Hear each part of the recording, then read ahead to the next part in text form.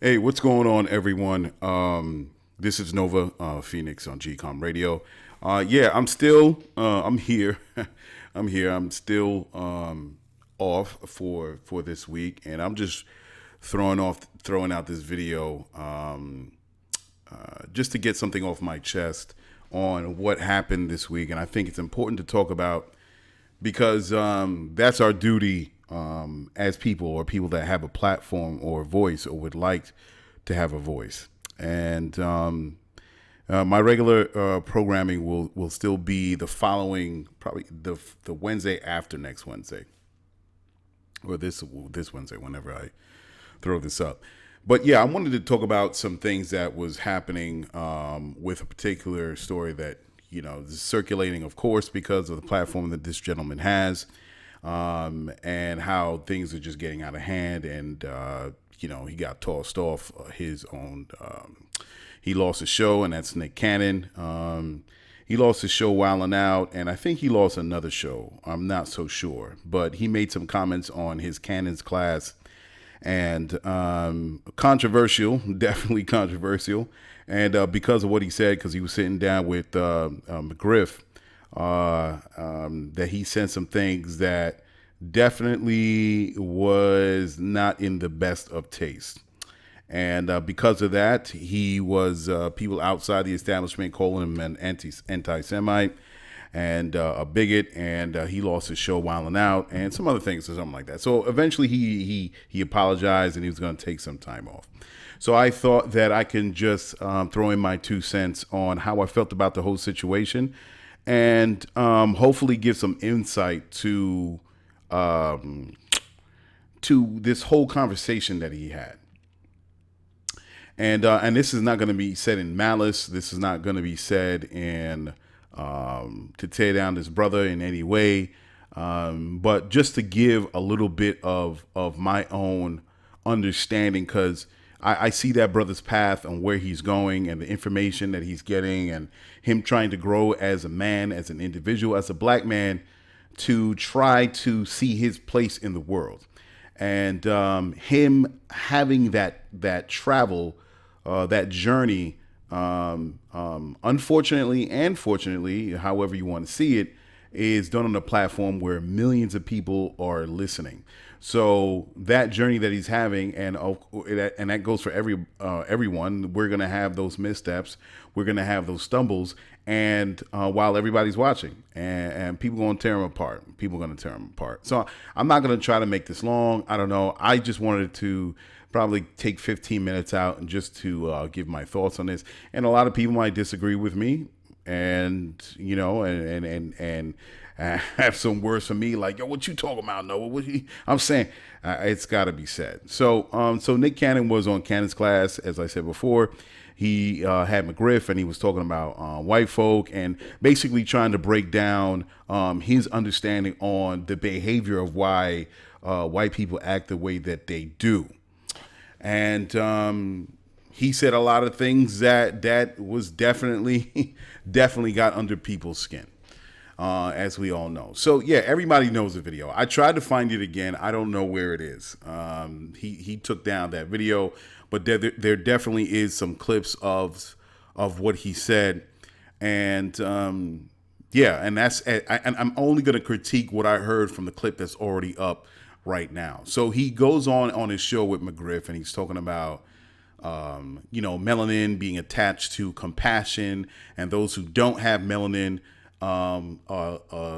lack that have the lack of it are quote unquote less than, and they have a deficiency. And because of that deficiency, they act out on POCs of black people in an evil manner. And they act like savages and like animals, and they're the closest thing to animals. And that's where it took a nosedive. Now, it's sad that he had to, I watched it, and I was just like watching this video. I'm like, damn, bro, you're going down the wrong road. To try and generalize people based on things that there's no scientific basis, there's no study, there's no research, there's nothing that that would say white folks that lack melanin or somehow lacking melanin it connects to one's own behavior that can be considered evil and savage. Now, it's something that you don't want to go down. It's a road that you don't want to walk. And he further goes into Jewish people and white people and going the same for Illuminati. And man, I've heard this talk before. I've heard it before. It's not a place that you want to go, because it could take people in places that formulates ideas on another group of people that can demonize them and treat them as if they're lower than. Interesting. Now, how's that sound familiar? Because you know why? Because this happened to us. It's the same ideas and it's the same rhetoric that was put on us as a people. Now, a lot of people say, "Oh, that's just him talking," and that's I'm just yeah, no doubt, that's true. That's him talking and his view and his viewpoint or from what he's read. But it can be dangerous because it can snowball down the line, 20, 50, 100 years down the line. And if we don't check it, it could get out of place. So, yeah, and he went on. It was so many things that I was like, I'm not going to take too much time and dissect it. But, you know, it's a place that I've been myself back in the day when you're knowledgeable. I mean, he even went into, you know, calling, you know, white folks and all them from the Caucasus Mountains, and, you know, they've been up there. And I was like, even that, let me tell you, it's important to understand that the rhetoric that we can read or we can hear from and repeat can be dangerous, because even that idea of white folks coming from the Caucasus Mountains is a flawed means of thinking. Every piece of information is flawed. The idea of white folks being called Caucasian because they come from the Caucasus Mountains is based on a white supremacist viewpoint. Even the term Caucasian came from a quote unquote scientist, a German scientist by the name of Johann Friedrich Blumenbach. In 1795, he divided the races and the people into 5 races. Of course, white people was called Caucasian, Mongolians was the yellow race, Malayans was the brown race, Ethiopians was the black race, and the red race, of course, of the Native American. And through this quote unquote research that he was building on, he considered Caucasians to be the first race in the world, and using the Caucasus as a place of human birth. So Blumenbach thought that the Georgians were the quintessential examples of the superior race, and thusly he names the people that look like him Caucasians. Somehow, some way, this has sustained itself. This idea has sustained itself through society over the years, over the centuries. I don't even know how this happened. And to the point where we still use the word Caucasian against white people. But once you do the study, once you understand where it came from, you can no longer use that term for white folks. So using that just as an example of how we can get into certain rhetoric or certain viewpoints that lack any kernel of truth or understanding when it comes to people on this planet.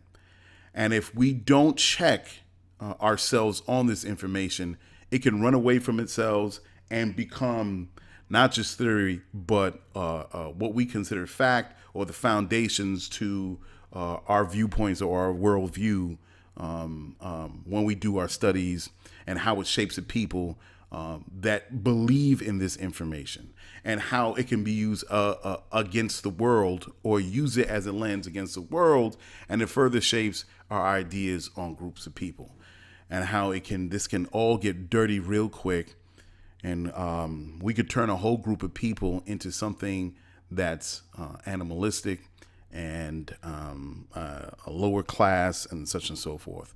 So all these things I'm saying are very much related to how black people were treated. And we do not want to go there, because it's the same science that was used on trying to gauge the intelligence of African people. There were scientists that use African skulls and measure them by millimeter to try to justify why they think black people are of lower intelligence and lazy and only worthy of slavery. And they use this pseudoscience as reasons to commit atrocities against black people. Now, of course, we know today the measuring of skulls has nothing to do with the intelligence of an individual or people. But that's why I say it's important that we do our due diligence and do the work and get our information from the right people. Now, I'm going to back up a taste. And like I said before, I've been down this road. And I remember many years ago when I was building in high school days with my brother. My brother was going to African American Society and in high school. And he was the individual that introduced me to a lot of books. And to me, at that time, to me, it was the most important formative years of my life. That I have gotten more knowledge outside of school about myself than all the years that I have studied in school. When I went to grade school, when I went to even through high school, I got more information about who I was as a person, as a people, based on the books that my brother gave me and the leads that he would take me to get other books and my own research. And I mean, my first book was the autobiography of Malcolm X. I read that book like 3 or 4 times. That had a heavy influence on who I was, on taking a turn to be the person that I am today. And it led me into Dr. Sheikh Anta Diop, Dr. Molefi Asante, Dr. John Henrik Clark, John Henrik, my man, Dr. Amos Wilson, Dr. Francis Cress Welsing, Dr. Joseph Benjuchanan, Dr. Chancellor Williams, Dr. G.M. James, all of these African scholars, these brothers that came from the Caribbean, these brothers that came from America, that did their work, did their study, got their hands dirty in the work that developed into the books that they have authored and have gotten into my hands. And I haven't read all the works from all of these scholars. These are just a few. But I have to give it to them for being, for the information that they found, that they took years to put together, contributed to the person that I am today. And I have to thank those brothers that, of course, that are our ancestors now. They are our ancestors. That without them, we as black people, we owe a lot to them for all that hard work and all that hardship, and even them having to face racism and bigotry when they went to school, but they still pushed through and made the works that they have that are available on Amazon. They're definitely. I have a biological father. These brothers, these ancestors are my spiritual fathers. So, And when I'm reading through these books and learning about myself, learning about the history of the African slave trade, learning about ancient African cultures before the transatlantic slave trade, that I became so much more.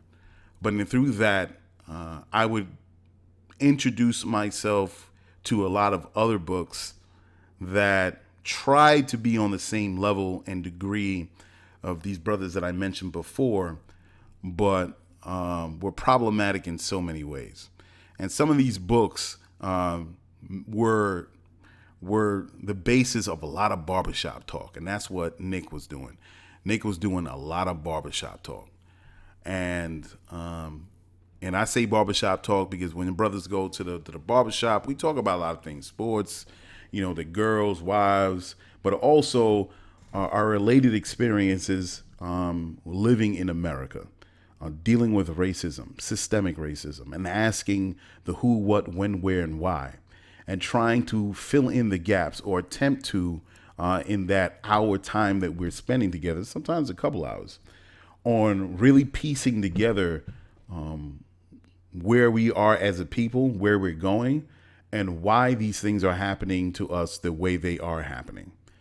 And there's a lot of things that could be questionable, but that's all about building. And a lot of people that don't understand what building is just a slang term when brothers get together, just knowledge, to trade information on the books we read, on certain theories, whatever. We call it building. Knowledge, another way of saying it. So we would build, and me and my brother would build, and we would talk, and we would, vibe. But one thing is interesting. My brother coined this phrase many years ago at the time, when I'm like 18, 19, 20, definitely around 22, 23, was Ghettonetics. You're like, yo, these dudes is talking mad Ghettonetics, because we would challenge each other on this stuff. When you build, you come home, and he would talk to his peoples, and he talked to me. I'm like, yo, and then all of a sudden he's like, yo, man, this Ghettonetics is taking over, because we were upset that what brothers were saying was baseless, and even from not even doing the research, but hearing what they were saying made no sense at all. But they had conviction, they had confidence, and they would say it with right from the chest. And like, nah, bro, that's wrong. My brother coined and feigns Ghettonetics, and basically, I to try to understand the best way I can explain it to you is the use of various ideas and baseless theories to formulate a warped understanding of the origin, attitude of Black people and the world around them, and the relationship that we share with the world around us. And for example, I was building with this one dude back, and I have to say, I'm going to keep it real. It was a Hebrew Israelite. And this is my high school years. And he actually was like, I had locks at the time, and I had long locks. And he was saying, yo, brother, that's not what you call locks. And I'm like, what you talking about? He's like, nah, just like a lock, you can unlock it. So that cannot be locks, because you should be able to unlock your hair. Braids are locks. And I'm like, what? I was like, what the hell are you talking about? So and then another problem with Ghettonetics is that brothers not really building. It becomes just a battle of words, and instead of exchanging worthy information, it gets in who can win the conversation. And there were a couple times where brothers got literally heated. Like, I'm like, and I never understood that. I'm like, yo, this is not what we here for. And only further reinforces my use of the word of Ghettonetics, because there are a lot of brothers out there right now that get themselves involved with Ghettonetics, man. I mean, I'm not gonna name no names because I don't air no dirty laundry. But a lot of brothers practice Ghettonetics, and unfortunately, it also gets into the use of the word Hotep. And Hotep is a greeting, an ancient Kemetic word that means it's a greeting, it's in forms of greeting. But now it's changed into, it's kind of got slanged into brothers that act all stupid and crazy and still further patriarchy and foolish thinking, and using this wokeness as a shroud to kind of further push those ways of thinking in society.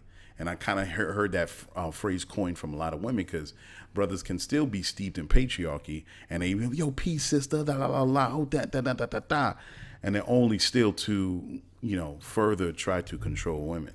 So I was hearing a lot of, yo, that brother's a Hotep, bah, bah, bah, bah. I hated that. I'm like, damn, this word is not even just like a household word yet, and all of a sudden we slanging it, and then it just puts a negative spin on this word. So yeah, we would use Ghettonetics.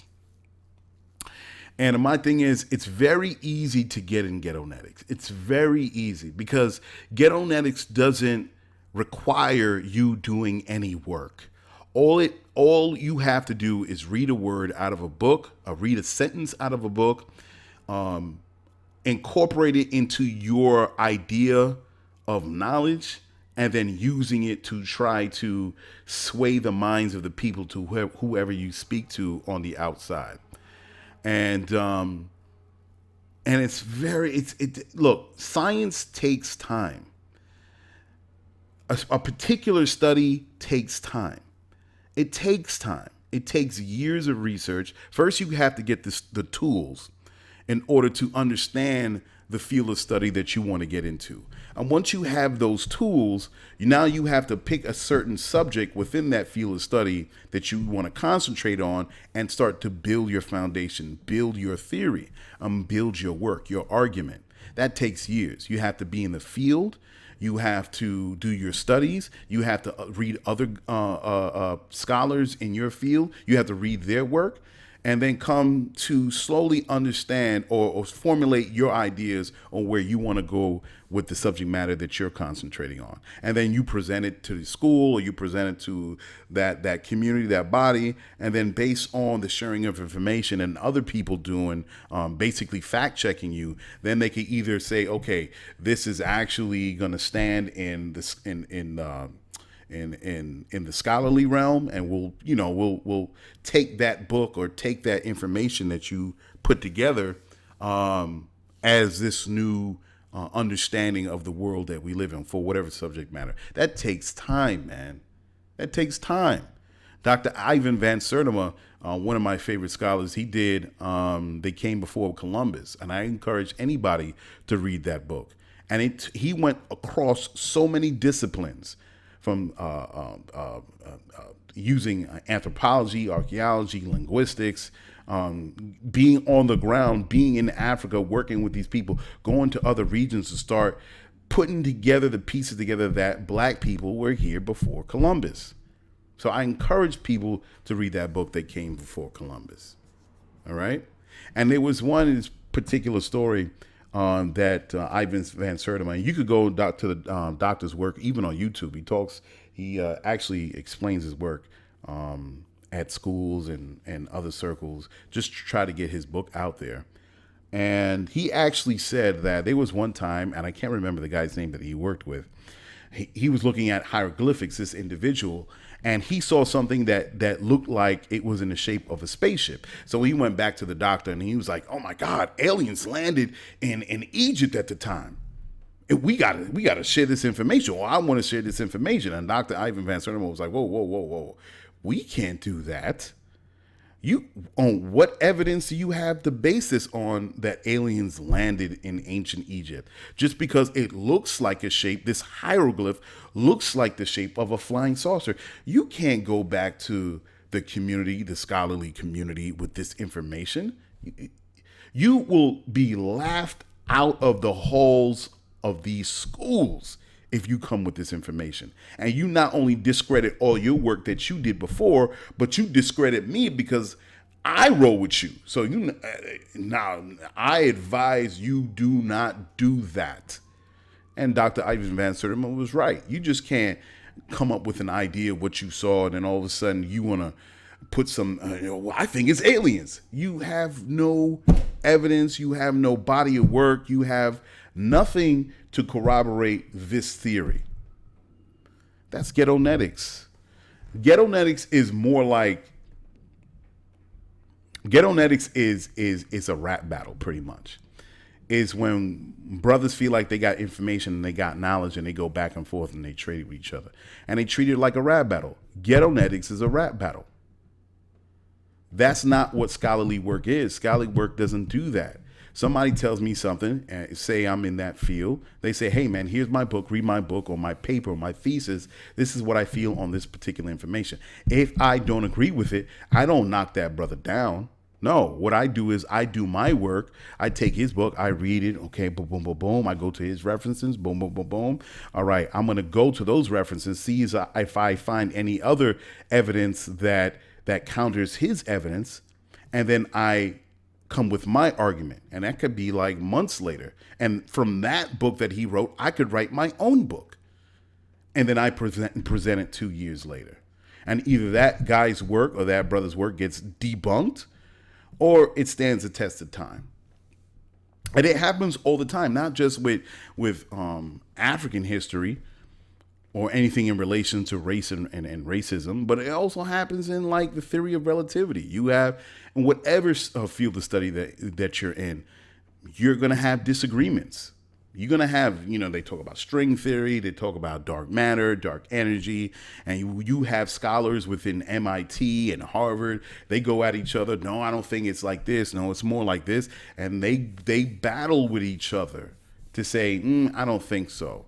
And sometimes these theories, and what they call these theories, is just ideas. And then you have to prove it with the evidence. And sometimes these things are solid, like the discovery of black holes. Oh, snap. Now we have the technology and to show the evidence that black holes do exist. Check this out. Just not mathematical equations on a chalkboard.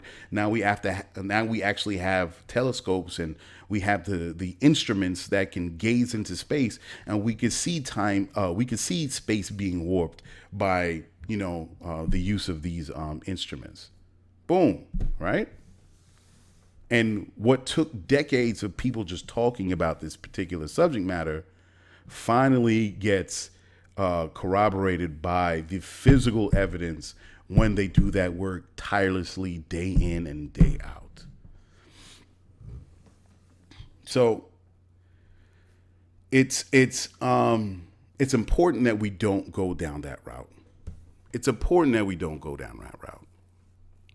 Because I've been there and I've been angry, and it comes from a space of pain. It comes from a space of hurt, where where all of this is happening with systemic racism, and from the covert to the overt, and it hurts. So when we grab onto knowledge, it's a defense mechanism that we build up where we have to lash back out. And we have to try to reciprocate with the same pain. But the problem that I had with that, when I was going through my journey, I was like, man, with your stringy hair, your pale skin, bop, bop, bop, bop, bop, bop. And I was going off in my 20s. And I started to realize the people that I knew, the allies that I had, I was also alienating them.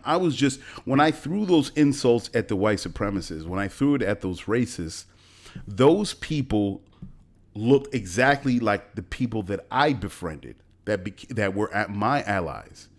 And I felt, damn, man, I can't say these insults that are unique to this person's characteristics, and that very person that befriended me share those same characteristics. I'm also insulting them. So I had to go through I was like, no, I don't want to insult my friend. I don't want to insult the person that's my ally. Because we're bonding, we're breaking bread, and he understands my struggle. I can't alienate them too. So I had to kind of check myself to say, man, I can't go down that route. I can't go down to insults. I can't use things that insult a whole group of people. That's not the way to go. You stick to the facts. You stick to the evidence. And then, if you want to chastise their actions, so well be it. But then it's you can easily flow down or cross over that thin line in terms of Star Wars, the light side and the dark side, where you could go into the dark side of hate. And you insult the people around you, because you do have allies. Some of the ghettonetics that I'm hearing out there is, black people ain't got no allies. We ain't got no allies. It's just us. It's just us. Fuck that. We on our own. We on our own. And then when you see the protests that are happening, you see allies of various colors. And they be like, no, you ain't got no allies. Black people ain't got no allies because look. And you see a white person being racist. Or you see anti-black racism coming from the Asian community. Or no, let me say the Asian community, from an Asian individual. You see anti-black racism coming from an Indian individual. You see anti-black racism coming from a person from Puerto Rico, or an individual from the Dominican Republic that doesn't even realize their own identity. And they incorporated all the self-hate, all the negativity that, of course, that has happened to black people in the States. And they haven't even come to their understanding of who they are. So all they could do is lash out with anti-black racism. They don't know any better. We were there before. So we don't know or how to really deal with the information that we've received and be able to discern between the ghettonetics and the real information. And when we just start swinging wildly, we start hitting people that are on our side too. So we have to be careful of what we say. Now, listen, the reason why it's important, why things went so crazy with Nick Cannon, he has a platform, as I said, with Barbershop Talk. Right or wrong, whether it's based on something that's solid or not, it happens in the barbershop. And he was having barbershop talk to millions of people that shouldn't have been had. Because you alienate a lot of people. Now, it made me think this, and then I have to go into this thought process. He had, because, and the reason why I'm talking about Nick Cannon, because I shared a recent interview that he had with Dr. Joy DeGruy, who was on the show talking about, of course, racism and inherent bias when it comes to our school kids or how our kids are treated, black and white genetic annihilation, the fear of that, the root causes of racism. All of that I get. I understand that. And these are theories that we have to put forth and say, why does racism exist? Where does it come from? These are all worthy questions to ask. As a psychologist, you ask these questions. When you're trying to figure out the behavior of an individual, you have to ask these questions. Are these questions worthy of asking? Sure. But when you have to leave it to the professionals. And there were a lot of information that you could say, wow, that's interesting. Let's see if we could go dig a little deeper and see if we could further understand this. And I respect Dr. Joy DeGruy's work, especially when she was talking about post-traumatic slave syndrome. Do I believe it wholeheartedly? I never just believe things just to believe things. I say, wow, that's a good lead. Let me read this book. Let me get into it. Let me see if it's worthy of further thought. I haven't read her book yet, but I'm definitely gonna get it and read into it. But you cannot come in with malice. You can't come in with anger. You cannot come in with wanting to hurt a whole group of people, because that's essentially what you're doing, even though he probably even know he was doing that. Because he's just repeating that, regurgitating that same talk that's been happening in certain circles through the decades. But now we have to have some level of growth. Now, the same way we expect white people to check themselves, for white people to check racism in their own communities, we as black people have to check ourselves when it comes to the information that we spread as well. It goes both ways. So we have to separate Ghettonetics from the real work that's happening from these scholars that did years of research on this stuff. And we can only build on that for those that are studying in those fields to say, okay, is this real? Is this pseudoscience? Is this based on something that's what's the word I'm looking for?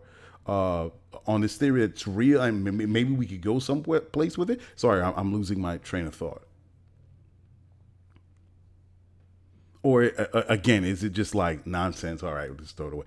You got to leave it for those folks. Now, of course, you have that platform. You give these doctors, you give these scholars an opportunity to sit in with you to talk their piece. And then we go from there. Now, even if you put all your words together, Nick, and you get your evidence and you get these, from other books and even if you said it the in the way that it should, that doesn't mean people are going to agree with you. There's still going to be those haters that's going to say, oh, you're a bigot, la, la, la, la. But at least you presented your information the best way it could and leave it to history to come check you. 5 years down the line, 15 years down the line, 20 years down the line. And then they be like, oh, you had the point. That was just the haters reflexing off of their own insensitivity, or excuse me, their sensitivity to the issues of race. So, I wish the best for this brother, and he's going to come out of this, and hopefully that he could do his building and get his information right along with McGriff, man. McGriff, no disrespect, brother, but that's what I'm talking about. Ghettonetics. A lot of times we could just spew Ghettonetics, man, and and I've heard him a couple times with Griffin. You know, I don't remember every word he said, but just knowing that I know the type McGriff is over the years, I know brothers like that.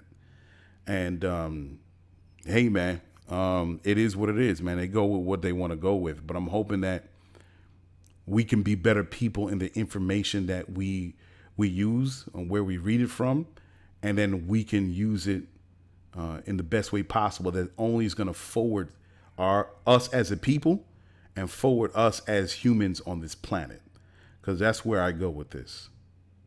And and for me, my philosophy, I just take from different sources. I may read something and I may not agree with everything that this particular book has, but I take that piece of information and I run with it.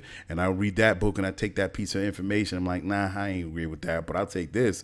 That makes sense to me, and I'll put it together and I make it a part of my own. And I put it in my mental library. So yeah, this brother's gonna come out. But we got to be real careful about what we say, especially when it comes to men, because there are going to be those haters that's going to use any piece of information against you. They're going to use whatever you say against you. And they call you a bigot, and they're going to call you anti-Semitic and blah, blah, blah. And the last point I got to say, he said when he said of Jewish people. Now, especially with Hollywood. Now, are Jewish people make up a majority of Hollywood? Sure. When they say, oh, Jewish people run Hollywood, look at the credits at the end of every movie, and you'll see. It's kind of like saying, are rappers black? Yeah, obviously, that's more obvious than a last name. Skin color is more obvious than a last name. So you say, yeah, you look on TV, on YouTube, and you see black rappers, right? Yeah, rappers are black. Not really. Technically, no, because you have white rappers, you have Latino rappers, you have Russian rappers, you have South American rappers, you got rappers from all parts of this world. From America, yeah, the source is black. Yeah, of course. That's not controversial. Or rappers, majority of them black. Yeah, sure. Look on TV. So it's kind of like the same thing. Do Jewish people make up a majority of Hollywood? Yeah, damn. Yeah. I watch TV. I watch the credits at the end of movies, and I see the names, the biggest companies, the biggest people that run these companies. Sure, yeah, that is not. It's no more controversial than saying that statement. Most rappers are black from the United States. Yes, rappers are black. Yeah, the ones that we see. It's no different. It's not controversial. Now, the other things, if you're saying the more heinous things, of course, that's all questionable. Like anything that could be said. I can have a theory of what my neighbor is doing right now because I hear screams, and I can come up with my own, oh, what's going on over there? But you got to have evidence. And then at the same time, we got to be real honest. We got to be real upfront with it. What is happening? Have Jewish people been involved with the slave trade? Sure. Right? Sure. And when you present that evidence and say, well, here's a name, here's a person, this is someone who believes, oh, shit, yeah, okay, yeah, sure, no doubt. And we got to be honest with that. If we're going to forward ourselves as humanity, if we're going to take the steps to be a human family, we have to also acknowledge all the wrongs that we have done. So yeah, we did that, no doubt. Yeah, no doubt. Just like how men have to be honest with themselves about patriarchy and be like, yeah, man, I did take part in patriarchy. Yeah, I did some fuckboy shit. I can't do that no more. Because we have daughters and we have nieces. As we grow older, we're like, damn, yeah, we did some stupid shit. So the same way we have to come to terms with that when a claim is made against the Jewish community in Hollywood to say, there is some sort of control. As a Jewish person, you'll be like, yo, what you talking about? Show me. All right, here's here. And that's when the two people have to come and sit down at the table. He has to present his evidence. The Jewish person's got to read it. Oh, shit. Whether it's fake or not. Oh, shit, work. Oh, man. We got to come to terms with it. If we have to move forward as a society, as humanity in America and around the world, we have to acknowledge all the shit that we fucked up on. And how we move forward by healing those wounds. And changing the way we deal with each other and interact. Yeah. So anyway, I'm out of here. That's my piece on how I feel about it. And damn, see, as I always talk, man, it's 39 minutes. I didn't even want to go this far, but I did. Anyway, I'm not adding any music. I was just going off the top of my head how I felt about this whole Nick Cannon thing. And no music at all, no segments, just straight up bare bone. Just wanted to talk to y'all and shout out to Nick Cannon, man. He gonna bounce back. He gonna be all right. And I honestly don't think he harbors any hateful thought about people. It's just those same mistakes that we make when we walk in that path, man. And I know where he's coming from because I've been down that path before, man. And that's not the way to go. All right, so guys, I'm out of here. You'll definitely see the show next week, and be well. I'm out.